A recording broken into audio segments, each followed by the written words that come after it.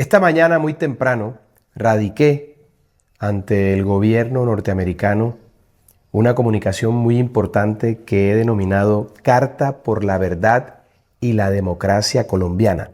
Se las voy a leer y necesito que me ayuden a replicarla con todos sus contactos a través de todas sus redes sociales. En los últimos días, una carta enviada desde Colombia hacia Estados Unidos ha generado una tormenta política que todavía no termina de asentarse. El autor es Abelardo de la Espriella, abogado y hoy figura visible del debate nacional. Los destinatarios no son menores, el expresidente Donald Trump y el senador Marco Rubio. No se trata de un mensaje diplomático tradicional ni de una comunicación protocolaria. Es una carta política directa, con un objetivo claro: alertar a sectores del poder estadounidense sobre lo que de la Espriella considera un deterioro grave del Estado colombiano y posibles vínculos peligrosos entre política, crimen organizado y regímenes extranjeros. Respetado señor presidente, señora fiscal general y señor secretario de Estado, permítanme comenzar expresándoles mi profundo reconocimiento y respaldo inquebrantable por el rotundo éxito de la Operación Resolución Absoluta que culminó en la captura del dictador narcoterrorista Nicolás Maduro y su esposa Cilia Flores. Este hito representa no solo una victoria histórica para la libertad del pueblo venezolano, sino un golpe definitivo contra el crimen organizado transnacional que se ha erigido como la mayor amenaza para las democracias del continente americano. Bajo su liderazgo, señor presidente Trump, y con el apoyo decisivo de la señora Bondi en la persecución judicial y del señor Rubio en la diplomacia estratégica, Estados Unidos ha demostrado una vez más su compromiso inquebrantable con la justicia y la seguridad hemisférica. Desde ese momento el debate quedó abierto. ¿Qué dice realmente la carta? El documento plantea varias preocupaciones centrales. En primer lugar, advierte sobre una supuesta infiltración del narcotráfico y estructuras criminales en la política colombiana. En segundo lugar, señala la posibilidad de apoyos externos, especialmente desde Venezuela, a sectores del poder en Colombia.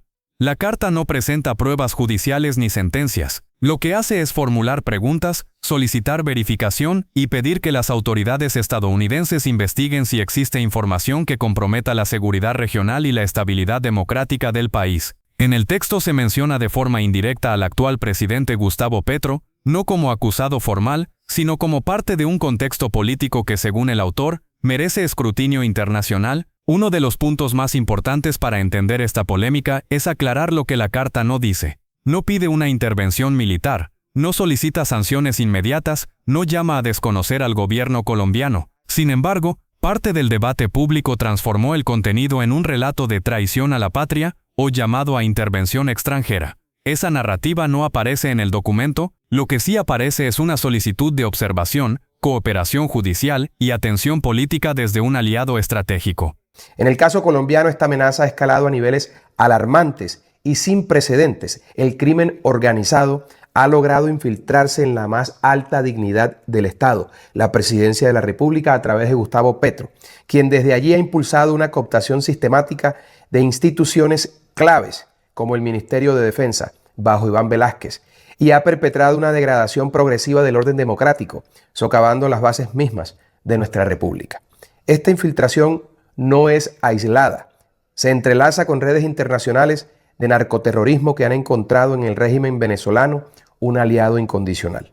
Colombia se encuentra inmersa en una campaña electoral presidencial de dimensiones críticas, con la primera vuelta programada para el próximo mes de mayo de 2026. Estas elecciones trascienden lo ordinario, son, sin la menor exageración, las más trascendentales en nuestra historia republicana, ya que en ellas se define la posibilidad real de rescatar al país de las garras del crimen organizado que hoy lo gobierna con impunidad. Aquí se produce la verdadera fractura. Para algunos, es una alerta legítima, para otros, una línea que nunca debió cruzarse.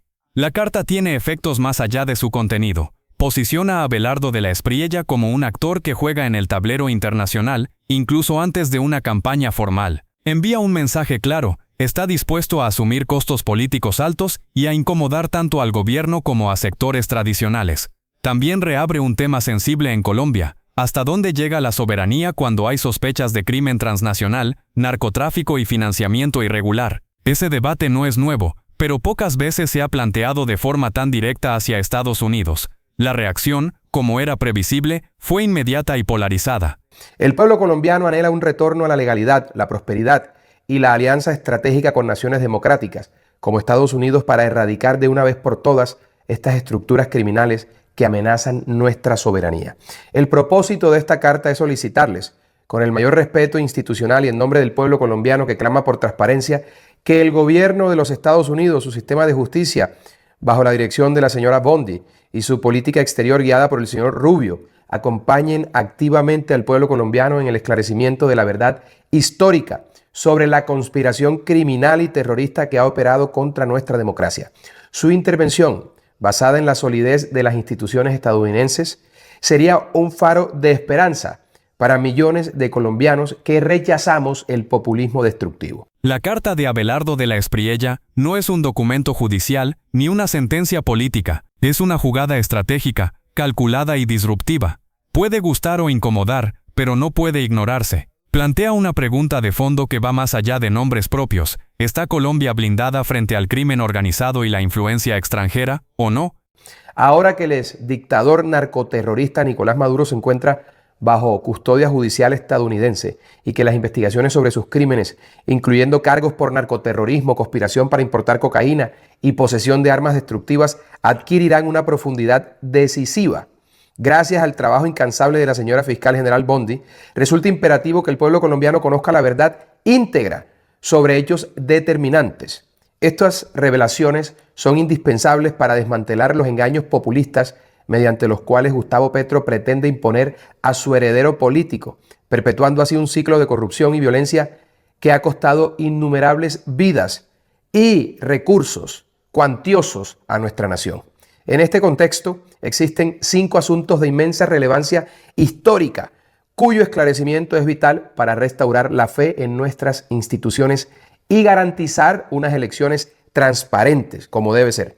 Primero, ¿en qué consistió el apoyo económico, logístico y político de la narcodictadura venezolana a la campaña presidencial de Gustavo Petro, incluyendo transferencias ilícitas y coordinación con carteles transnacionales? 2. ¿Cuáles son las organizaciones del crimen organizado aliadas del régimen venezolano que operan en Colombia, como el Cartel de los Soles, y cuál es su estrategia territorial, política y criminal para controlar las rutas del narcotráfico y zonas fronterizas? Tercera pregunta, ¿qué partidos políticos y qué dirigentes colombianos mantienen alianzas con la narcodictadura venezolana y qué funciones cumplen dentro de esa estructura? En particular es crucial examinar figuras como Iván Cepeda, cuya reconocida relación con las FARC, evidenciada por sus interacciones históricas con líderes guerrilleros como Iván Márquez y Jesús Santrich, así como su defensa pública de agendas que coinciden con los grupos armados, lo posiciona como un enlace clave en esta red de influencias subversivas. Cuarta solicitud, cuarta pregunta. ¿Cuál es el verdadero propósito estratégico de la denominada zona binacional pactada entre Nicolás Maduro y Gustavo Petro, más allá de las declaraciones oficiales? ¿Y cómo facilita el flujo de narcóticos, armas y financiamiento ilícito entre ambos países? Quinta pregunta. ¿Cuál fue el sentido real desde la perspectiva del fortalecimiento del crimen organizado de los acuerdos armados durante el gobierno de Juan Manuel Santos con las FARC, que permitieron la reinserción de guerrilleros sin desmantelar por completo sus estructuras criminales?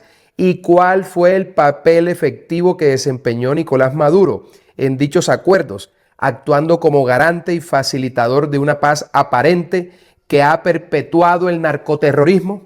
Señor presidente Trump, señora fiscal general Bondi y señor secretario de Estado Rubio, la verdad sobre estos hechos no es un mero asunto del pasado. Es una condición indispensable para la salvación de la democracia colombiana, para la transparencia absoluta de nuestras elecciones y para la estabilidad duradera de la región. Ignorar estos vínculos equivaldría a permitir que el cáncer del narcoterrorismo se expanda, amenazando no solo a Colombia y Venezuela, sino a todo el hemisferio occidental. La carta de Abelardo de la Espriella no busca aplausos ni unanimidad. Busca generar una alerta. Puede verse como una jugada arriesgada, como una denuncia necesaria o como una provocación política, pero hay algo claro, abrió un debate que Colombia venía evitando. Más allá de nombres propios, la pregunta sigue siendo la misma. ¿Están nuestras instituciones realmente blindadas frente al crimen y la influencia extranjera? Esa respuesta todavía no la tenemos. Y por eso este tema apenas comienza. Si quieres seguir este y otros análisis sin filtros, suscríbete al canal, activa la campanita y deja tu opinión en los comentarios.